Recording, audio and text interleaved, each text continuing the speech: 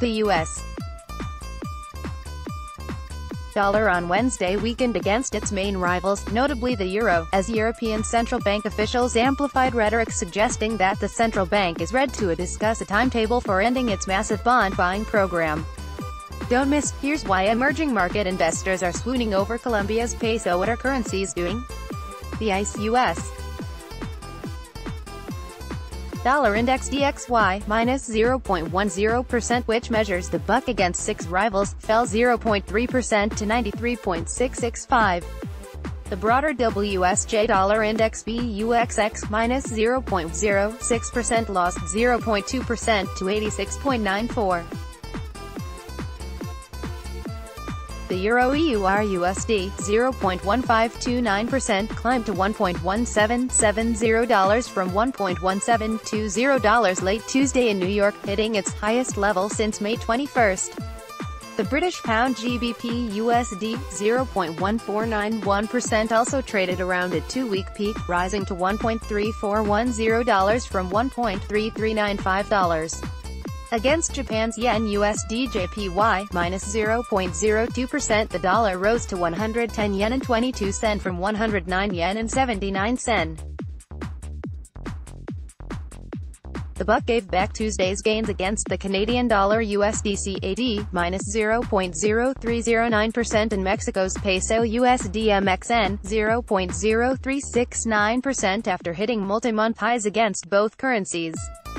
$1 last bought C$1.2959, down from C$1.2967 and 20.3189 pesos, versus 20.4593 pesos late Tuesday. Read, here's what's next for NAFTA, Mexico's peso and Canada's dollar. What's driving markets? The euro swung higher after 2 ECB officials on Wednesday indicated the bank's meeting on June 14 will cover the timetable for winding down its €2.5 trillion $2.94 trillion program of bond buying, or quantitative easing. The comments by ECB chief economist Peter Praet and ECB policymaker Jens Weidmann appear to back up a Bloomberg report published Tuesday that the central bank will discuss QE's end when policymakers gather in Riga, Latvia. The euro climbed above $1.17 after Tuesday's report. Next week, the Governing Council will have to assess whether progress so far has been sufficient to warrant a gradual unwinding of our net purchases.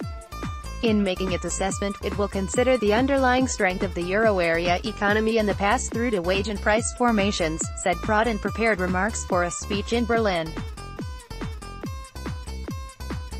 Meanwhile, Weidmann said market expectations for the central bank to end quantitative easing this year are plausible, according to media reports. The ECB has previously said it plans to run the program, which purchases debt from Eurozone countries and corporate debt from European companies, until the end of September. But it has left itself the option of continuing the purchases if needed to help Eurozone inflation reach the ECB's target of just below 2%. Elsewhere, the peso slightly recovered after hitting a multi-month low against the dollar in the prior session, as trade tensions surround Mexico and the U.S. The Mexican government late Tuesday published a list of U.S. goods, including bourbon, pork and cheese, that will face import tariffs. That's a retaliatory move after the U.S. said it would place duties on Mexican steel and aluminum. But investors will keep watching trade-related developments after Treasury Secretary Steven Mnuchin reportedly urged President Donald Trump to exempt Canada from metals tariffs at a meeting Tuesday. That adds to a report Wednesday that China had offered to buy some $70 billion of U.S. goods to get the Trump administration to cool its tariff threats. Leaders of the Group of 7 nations will likely discuss trade as they hold talks in Canada on Friday and Saturday.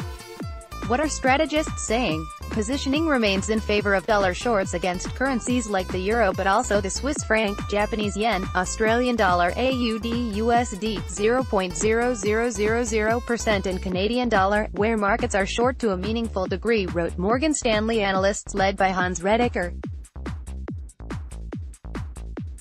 A weakening dollar would be supportive of risk sentiment and arguably would bolster our equity strategists' view looking for the S